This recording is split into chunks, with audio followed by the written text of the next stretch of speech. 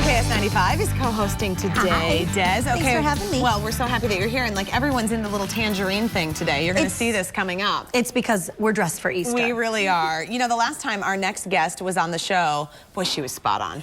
Okay, she really said something about one of our audience members that was so right on. I can't even share the details. No, it is crazy. Oh. Yeah. It was interesting. So we've challenged her to just do it again. With another round of rapid readings, we would love to welcome psychic and medium Jodi Livon to the show. Hi, Jodi. Nice to see you. Okay, so Jodi's looking so bright in her citrus colors, and so is Gwen from New Prague. See, I feel like I need to show my okay, there. I know. There. We didn't even tell anyone to wear this. Gwen, thank you so much for being here. You're welcome. Okay, so you guys align, get all settled, and then make this magic happen. There you go. Say your name. Gwen Elizabeth Case.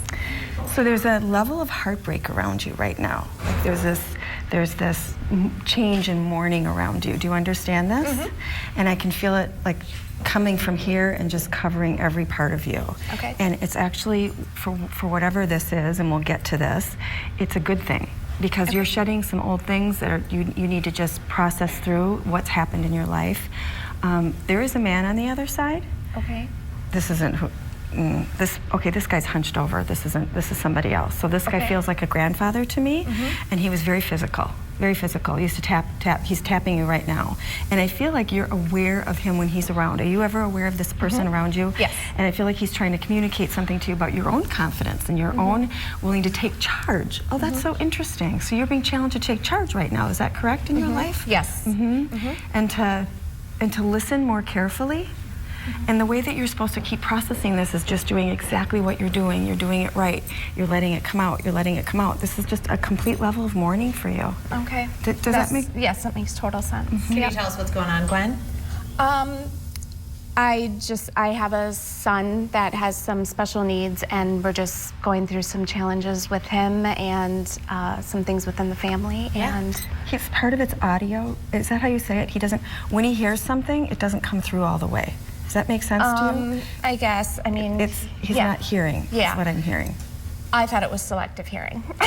He's not hearing. Okay. And it's the way he processes things. Okay. But I feel like there's a way that he's actually very verbal when he can start to be verbal, the way he can communicate. And I feel like he's going to bring you incredible joy, that he's going to communicate better than other people, even though it'll be more in a slightly limited way. Okay. Does that help, Gwen? Yes, it does. Yeah. Really? Yeah, yeah. And your grandpa is so with you on this. Yeah.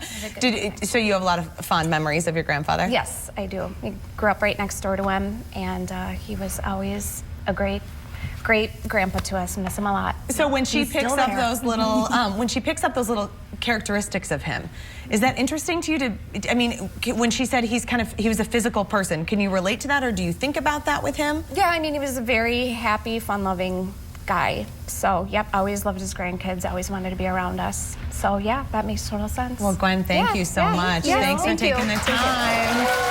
All right, next we have Sarah from St. Paul. Sarah also got the color memo today. Thanks for being here, Sarah. We are all thinking spring. It was a metaphysic memo. Yes, it was something. Turn her name slightly, and then say your first name. My name is Sarah.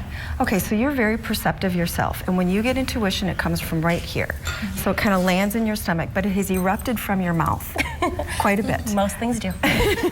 So it's being spontaneous. So you're learning to tame those things down. You're very passionate too about things. Like literally, you just like, and when you create, you splash. You make a splash. Who was it? Farrah Fawcett Majors used to do art, and she'd throw herself against the art. I'm being shown that in some way, because that's what you do with everything. Is that you come full force, but you're being asked to pick and choose what you want to be full force with, because you've got this big, huge array of things that you're trying to do, and you're trying to bring it in. And one way is, how can you make a living? How can this help you? Have you been thinking about this? Yes, I did. I just finished my master's degree, so yeah, for teaching. Congratulations. Oh, you're going to be an amazing teacher. And when you teach, you're going to tune into those kids, and you will actually be good with kids with some special needs, because you're so perceptive, you can feel what they're feeling. Are you aware of that? Yes, I do. I have a few students I work with specifically with special needs. Yeah, you're going to be amazing at that. And there's going to be a little girl that will change your life. Well, how'd you get that? I mean, really, that is good. Because I'm seeing pictures in my head of her being with people, but what she does is the same thing I do. When I read somebody, I'm right in them. And you do that with children. And so you get, when they get something and you get how they turn it in their head, you're going to be brilliant at this. So do you feel like Sarah is a person who's like, you know, because if you're sensing this from her, you're getting the characteristics about her that would make her be good at this.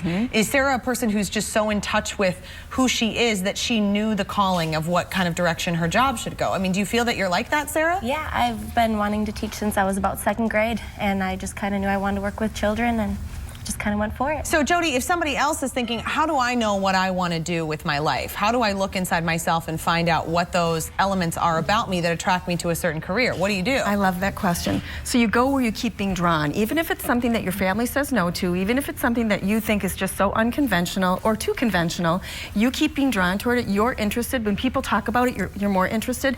Everywhere you go, somebody's saying something about it. That is the universe's way of saying, yes. Start looking at this, because when you do that, you get in alignment with things that you love. Things just open up for you. Jobs fall in your lap. You get to meet the people that you fall in love with quickly. You get the house you want. Yeah. Jodi, thank you so much. And Sarah, thanks for sharing. Good luck with everything, okay? And Jodi is happy to do private small group readings. We posted a link at twincitieslive.com so that you can schedule your appointment. Nice job. There's a lot of orange happiness happening around here. I like it. Okay, coming up, insider info on how to eat at hot restaurants like Birch for around $20 a person. You're gonna want to listen to this. Stomach is ready. And see Emily's intense workout with the Minnesota United